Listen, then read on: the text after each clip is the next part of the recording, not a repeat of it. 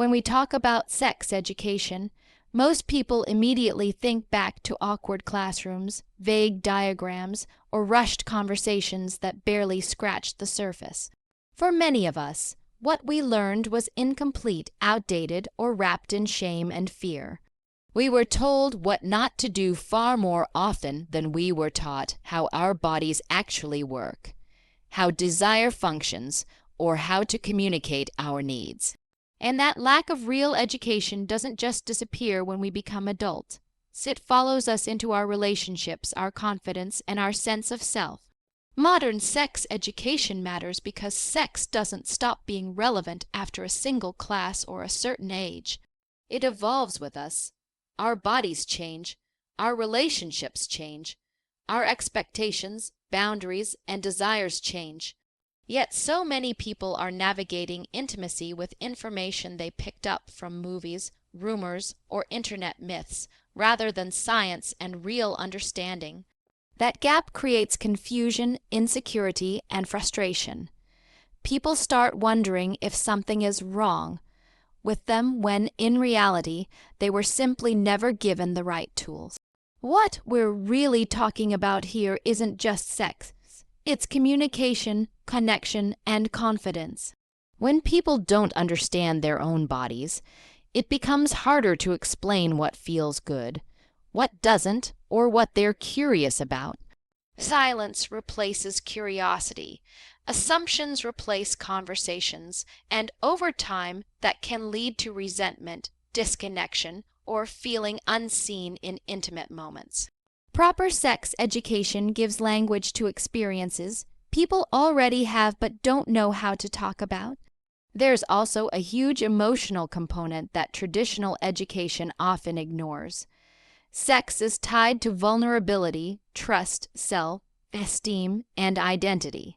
Without accurate information, people internalize shame around desire, pleasure, and even asking questions. They may feel embarrassed for wanting more information or believe they should just know how things work. But nobody is born knowing how intimacy works in real life. Learning is not a weakness, it's a necessity. Modern sex education is about replacing fear with facts and silence with understanding. It's about teaching people that pleasure and consent go hand in hand, that curiosity is normal, and that communication is not optional. It's essential. When people understand anatomy, arousal, and emotional connection, they stop blaming themselves or their partners for things that are actually very common and very human experiences. Another reason this kind of education matters is because misinformation spreads fast. Social media, pornography, and pop culture often present unrealistic versions of sex that prioritize performance over connection. Without proper education, people compare themselves to these false standards and feel inadequate. They think intimacy is supposed to look a certain way, happen a certain way, or feel the same for everyone. Real education grounds people in reality and reminds them that there is no single normal. There is only what works for you and your partner, communicated honestly and respectfully. Sex education also plays a critical role in empowerment. Knowledge gives people agency. When you understand your body, you can advocate for yourself. You can set boundaries clearly, express desires confidently, and make informed decisions rather than reactive ones. This applies whether someone is single, in a long-term relationship, exploring new dynamics, or rediscovering intimacy later in life. Education meets you where you are, not where society thinks you should be. And let's be honest, many adults feel like they've missed a chapter everyone else somehow read.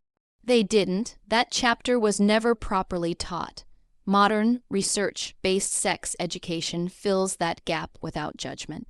It creates space for learning at any age without shame and without pressure to be perfect. It reminds us that intimacy is a skill, not an instinct, and skills can always be learned and improved. When people are given accurate, practical education, something powerful happens. They stop feeling broken. They stop guessing. They start asking better questions, having better conversations, and building stronger connections. Sex becomes less about anxiety and more about presence, less about performance and more about partnership. Because when you understand your body and your desires, you don't just change how you experience sex, you change how you show up in relationships with confidence, clarity, and connection. One of the things that truly sets meaningful sex education apart is when it's grounded in real research instead of opinion, assumption, or outdated beliefs. That's why an evidence-based approach matters so much. When education is built on decades of scientific study, anatomy, psychology, and human behavior, it stops being about guesswork and starts being about understanding. And that shift alone can completely change how people experience intimacy. The Sinclair Institute's approach is rooted in research, not trends. Instead of asking, "What do people think sex should be like?" the question becomes, "What actually happens in the body and mind during arousal, pleasure, and connection?" That distinction is critical. So much misinformation exists because sex education has historically relied on cultural norms, moral opinions, or entertainment portrayals rather than data. Research cuts through all of that noise and brings clarity where confusion usually lives. What research-based education does best is normalize experiences that many people silently struggle with. When you learn how arousal works physiologically, you realize that differences in response time, desire, or sensation are not failures. They're biological realities. When anatomy is taught accurately and without euphemism, people stop feeling disconnected from their own bodies. Knowledge replaces self-doubt. Understanding replaces shame. That's the power of science-backed learning. Another key part of this approach is that it doesn't focus on outcomes. It focuses on processes. Instead of obsessing over performance or end results, the education emphasizes how bodies respond, how touch is perceived, and how emotional safety influences physical experience. Research shows that pleasure isn't just mechanical. It's deeply tied to the nervous system, stress levels, trust, and communication. When people understand this, intimacy becomes less pressured and more authentic. There's also something incredibly reassuring about knowing that what you're learning isn't based on one person's opinion. It's based on patterns observed across thousands of people, across years of study. That kind of information carries weight. It helps people trust what they're learning and apply it without feeling like they're doing something wrong or unusual. Research doesn't judge, it explains. The Sinclair Institute's work also stands out because it integrates anatomy with real-life application. It's not enough to label body parts without explaining how they function together, how stimulation works, or how arousal builds and fluctuates. Research-based education connects the dots between physical structures, neurological responses, and emotional context. That holistic understanding is what allows people to experience intimacy with more confidence and less confusion. Another important aspect of this approach is inclusivity. Research acknowledges that bodies, orientations, and experiences vary widely. There is no single template for desire or pleasure. When education reflects that reality, people feel seen instead of excluded. They stop trying to fit into narrow definitions of normal and start honoring what feels right for them. That's not just empowering, it's liberating. What I also appreciate about a research-driven model is that it evolves. Science doesn't stay stuck in the past. As new studies emerge and understanding deepens, the education adapts. That means learners aren't being handed outdated information or myths that no longer hold up. They're getting insights that reflect how humans actually experience intimacy today in real relationships, with real lives and real challenges. This kind of education also encourages curiosity rather than fear. When people understand that learning about sex is no different than learning about nutrition, mental health, or physical fitness. The stigma starts to fade. Research reframes sex as a natural human experience worthy of understanding, care, and respect. And when curiosity is welcomed, people ask better questions, not just about sex, but about themselves. Perhaps most importantly, research-based education creates trust. Trust in the information, trust in your body, trust in the learning process. When people trust what they're being taught, they're more open, more engaged, and more willing to apply it in their lives. That trust becomes the foundation for healthier relationships and more fulfilling intimacy. Because when sex education is grounded in science instead of silence, people stop guessing and start truly understanding. For so long, sex education has lived almost entirely in theory, charts on a page, abstract explanations, or vague instructions that never quite translate into real understanding. And while information is important, knowledge alone doesn't always equal confidence. That's where experiential learning becomes so powerful. When education moves beyond just talking about intimacy and instead focuses on understanding how the body actually responds, learning becomes personal, practical, and deeply transformative. Hands-on learning doesn't mean crossing boundaries or making people uncomfortable. It means creating a safe, structured way to observe, understand, and connect the dots between anatomy, sensation, and response. Many people have spent years in their own bodies without ever truly understanding how arousal builds, how touch is processed, or why certain sensations feel different at different times. Experiential education fills in those missing pieces in a way that words alone often can't. Think about how we learn any other skill. We don't learn to drive by reading the manual once.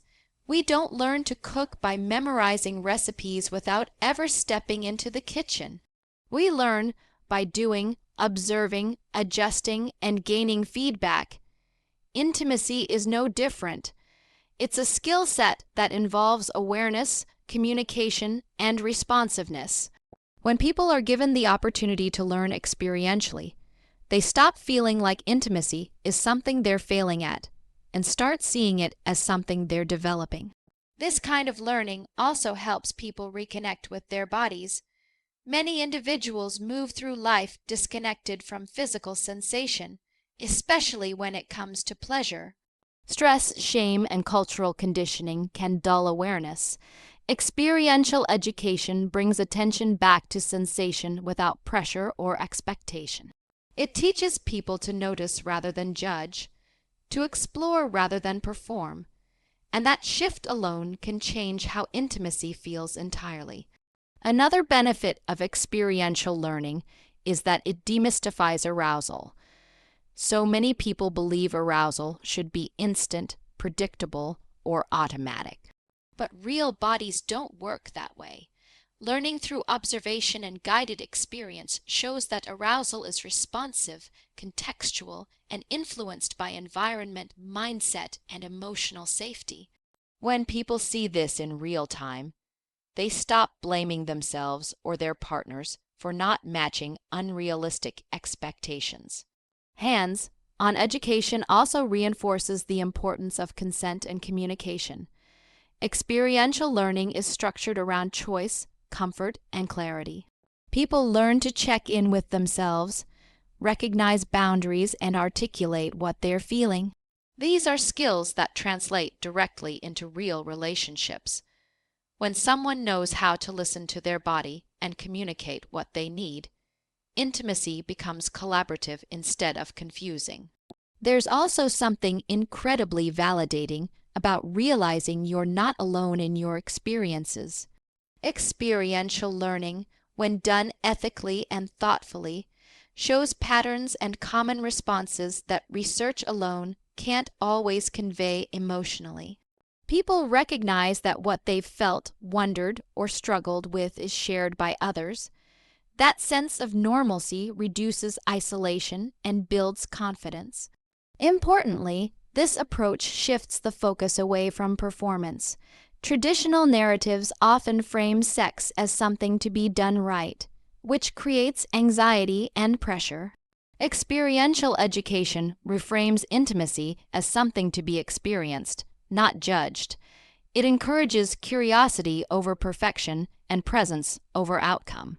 When people stop chasing a result and start paying attention to sensation and connection, pleasure often becomes more accessible naturally. Hands-on learning also deepens understanding in a way that lasts. Information you experience is more memorable than information you hear once. When people truly grasp how their bodies respond and what influences that response, they carry that knowledge forward. It becomes intuitive rather than intellectual. That's when education turns into embodiment. This type of learning doesn't replace conversation, it enhances it. After experiencing education that connects theory to reality, people ask better questions. They communicate with more clarity. They approach intimacy with less fear and more openness. Experiential education builds a bridge between knowing and feeling, and that bridge is where real change happens. Because when learning moves from the page into lived understanding, intimacy stops being confusing and starts becoming something you can trust. One of the biggest obstacles to healthy intimacy isn't lack of desire or even lack of knowledge, it's shame. Shame thrives in silence, and for generations, sex has been surrounded by silence, discomfort, and taboo. Many people grew up learning that sex was something you don't talk about, don't ask about, and definitely don't explore openly. That silence doesn't protect anyone, it isolates them. And when people feel isolated in their questions or experiences, shame takes root. Breaking taboos isn't about being provocative or pushing boundaries for shock value. It's about creating space for honest, respectful conversations that should have been normal all along. When we avoid talking about sex, we send an unspoken message that curiosity is wrong, questions are embarrassing, and experiences should be hidden. That message follows people into adulthood, shaping how they relate to their bodies and their partners. Shame often shows up quietly. It sounds like, "I shouldn't feel this way," or "everyone else seems to know what they're doing except me."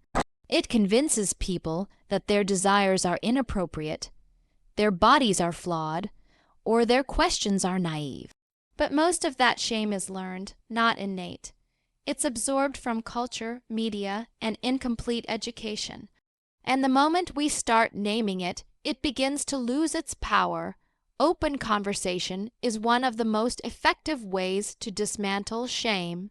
When sex is discussed in a matter of fact educational tone, it becomes less charged and more human. People realize that curiosity is normal, uncertainty is common, and learning is ongoing. Talking openly doesn't diminish intimacy, it enhances it. It replaces secrecy with understanding and fear with clarity. Removing shame also means challenging the idea that there is a right way to experience intimacy. Taboos often enforce rigid rules about how bodies should look, how desire should function, and how relationships should operate. When people don't fit those narrow expectations, they internalize failure. But the truth is, variation is normal. Desire fluctuates, bodies respond differently, preferences evolve.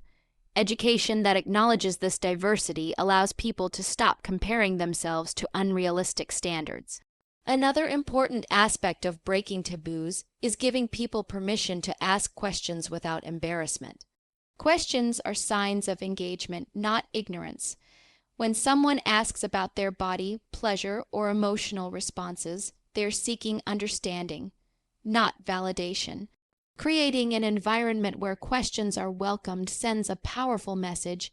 You are allowed to be curious about yourself. Shame also interferes with communication between partners. When people feel embarrassed about their needs or worries, they stay silent. Silence leads to assumptions, and assumptions often lead to disconnection. Open, shame-free conversations make room for honesty. They allow partners to talk about boundaries, desires, and changes without fear of judgment. That kind of communication builds trust, which is essential for real intimacy. It's also important to recognize how shame disproportionately affects people who were never represented in traditional narratives about sex. When education only reflects a narrow set of experiences, others feel invisible. Breaking taboos means expanding the conversation to include a wide range of bodies, identities, and relationships. Representation reduces shame by reminding people that they are not anomalies. They are part of the human spectrum. There's a ripple effect when shame is removed. People become more confident, not just sexually, but emotionally. They advocate for themselves more clearly. They listen more openly. They approach intimacy with curiosity instead of fear. And perhaps most importantly, they stop seeing sex as something to endure, hide, or perform, and start seeing it as a space for connection and authenticity.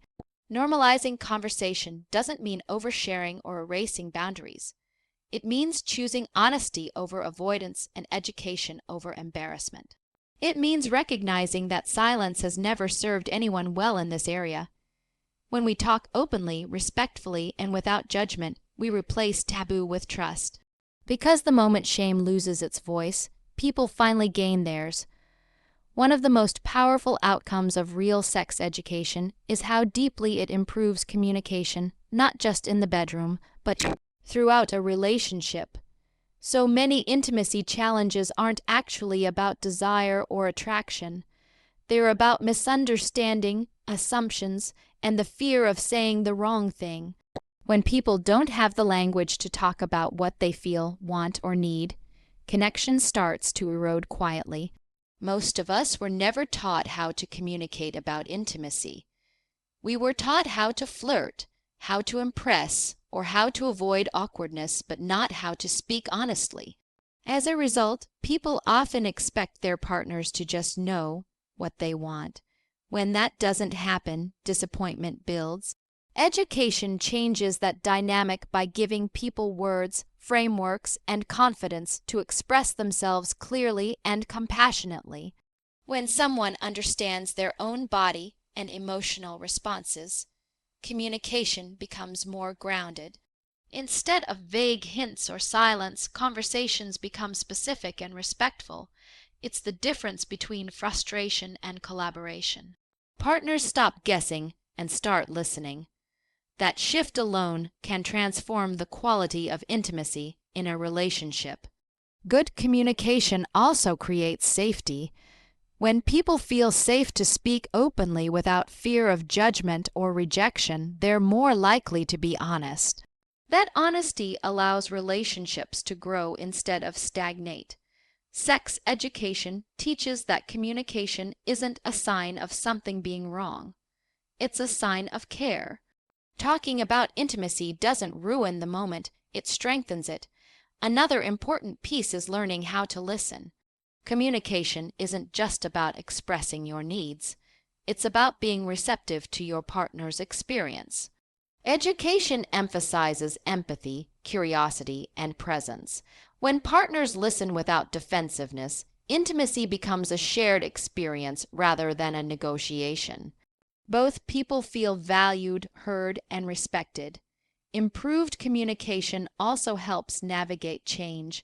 Desire shifts over time. Bodies change, stress, health, and life transitions all affect intimacy. Without communication skills, these changes can feel threatening.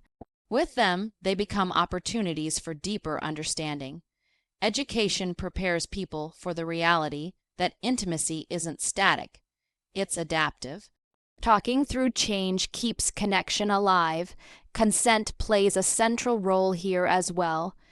Clear communication reinforces that consent is ongoing, mutual, and rooted in respect.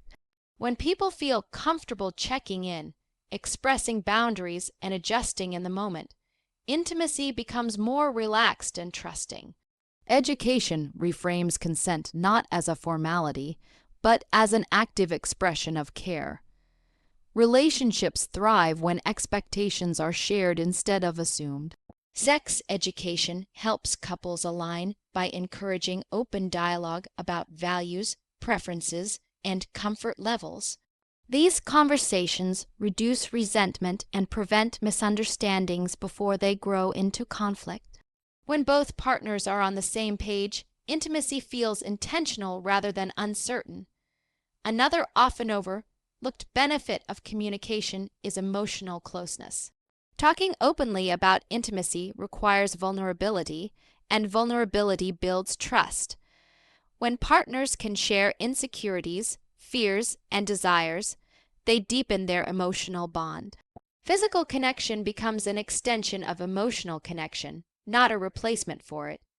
Education also empowers individuals who may have felt voiceless in past relationships.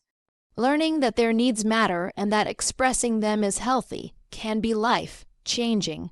Communication becomes an act of self-respect. When people advocate for themselves, relationships become more balanced and fulfilling. At its core, improved communication turns intimacy into a partnership. It shifts the focus from performance to presence, from assumption to understanding. When people feel free to speak and truly be heard, relationships don't just survive, they thrive. Because intimacy grows strongest where honest communication is allowed to lead. At the heart of everything we've talked about comes one simple truth: knowledge is empowering. When people truly understand their bodies, their desires, and their boundaries, they stop outsourcing their confidence to assumptions, partners, or unrealistic expectations. Empowerment through knowledge isn't about becoming an expert overnight. It's about feeling grounded in yourself, informed in your choices, and secure in your experiences. For many people, sex has been something that happens to them rather than something they actively participate in with awareness. That often comes from not knowing what's normal, what's possible, or what's negotiable. When information is missing, people default to silence or compliance. But when knowledge is present, choice enters the conversation, and choice is the foundation of empowerment. Understanding your body changes the way you relate to it. Instead of feeling disconnected or critical, you start to recognize patterns, responses, and needs. You learn that pleasure isn't random, that desire has context, and that your body isn't failing you, it's communicating with you. That awareness builds trust, and when you trust your body, you move through intimacy with more confidence and less self-doubt. Empowerment also shows up in boundaries. When people are informed, they are better able to say yes with clarity and no without guilt. They understand that boundaries aren't walls, they're guides. Knowledge helps people recognize what feels right for them and articulate that without apology. That kind of clarity doesn't limit intimacy. It makes it safer and more meaningful. There's also a deep emotional empowerment that comes from learning. When people realize they're not broken, behind, or abnormal, something shifts internally. Shame loosens its grip. Curiosity replaces fear. Instead of asking, "What's wrong with me?" the question becomes, "What can I learn about myself?" That mindset change is incredibly powerful. Empowerment through education also supports autonomy in relationships. When both partners are informed, intimacy becomes a shared exploration rather than a power imbalance. Knowledge levels the playing field. It allows people to engage as equals, communicate openly, and make decisions together. That dynamic fosters respect, trust, and deeper connection.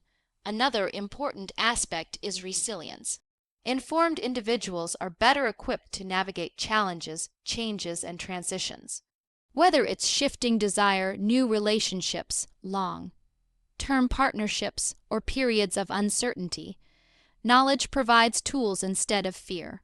People who understand intimacy are less likely to panic when something changes and more likely to adapt with compassion. Education also empowers people to unlearn harmful narratives. Many of us absorbed ideas about sex that were limiting or damaging. Knowledge gives us the ability to question those narratives and replace them with healthier ones. It allows people to define intimacy on their own terms rather than inheriting definitions that don't serve them.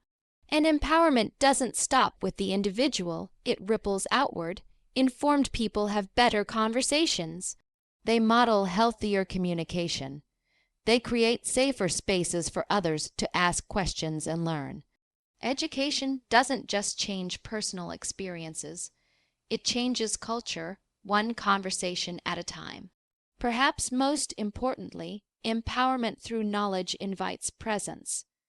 When people aren't worried about whether they're doing things right, they can actually be there, in their bodies, in the moment with their partner. Confidence replaces anxiety. Curiosity replaces pressure. Intimacy becomes less about proving something and more about experiencing something. Learning about sex isn't about reaching a final destination. It's an ongoing relationship with yourself. As you grow, your understanding grows. As your life changes, your needs evolve. Education supports that evolution. It reminds you that you're allowed to learn, adjust, and ask questions at every stage. Because when you're informed, you're not just participating in intimacy, you're choosing it with confidence, clarity, and self-trust.